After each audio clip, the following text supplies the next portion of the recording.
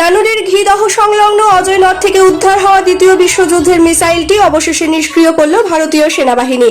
বুধবার দুপুরে সেনা বিশেষজ্ঞরা অতি সতর্কতার সঙ্গে বোমাটিকে নদীর তীরবর্তী এলাকা থেকে সরিয়ে নিয়ে যান নিরাপদ স্থানে।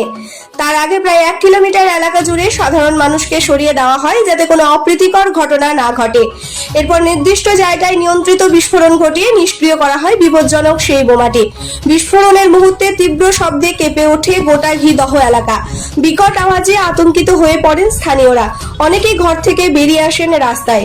তবে সেনা ও পুলিশের তৎপরতায় পরিস্থিতি দ্রুত নিয়ন্ত্রণে আসে। প্রশাসনের পক্ষ থেকে জানানো হয়েছে বোমাটি সম্পূর্ণরূপে নিষ্ক্রিয় করা হয়েছে।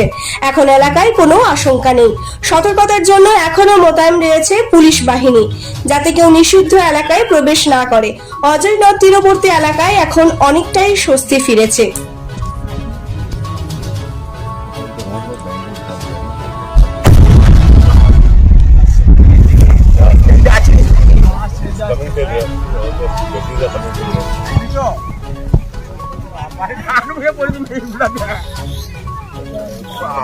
কি অবস্থা রে কবি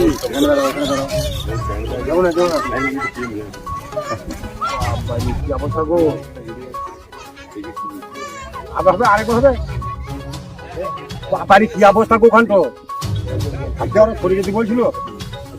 বোমাটা উদ্ধার হয়েছিল বেশ কয়েক মাস আগে। হ্যাঁ, কতটা আতঙ্কের মধ্যে ছিলেন? আতঙ্কের মধ্যে আপনার গোটা এরিয়া জুড়ে আপনার আতঙ্কতার মধ্যে ছিল। কিন্তু আমরা তো কোনোদিন ভাবি নাই যে এটা বোমা বটে। আমরা ভাবছিলাম কি না কি বটে, একটা জায়গা কিছু জিনিস বটে হয়তো।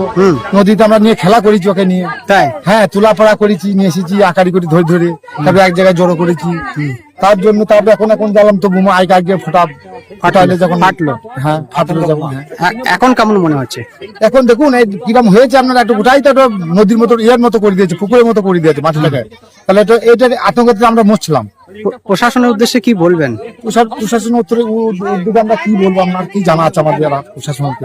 প্রশাসন যে এসেছিল এইটাই বাহাদুরি, আমাদের এটা পাঠিয়েছে এইটাই বাহাদুরি। হ্যাঁ, আবার কি আজ থেকে তো আতঙ্ক কেটে গেল। আজ থেকে হ্যাঁ একটু আতঙ্ক আমাদের কাটলো।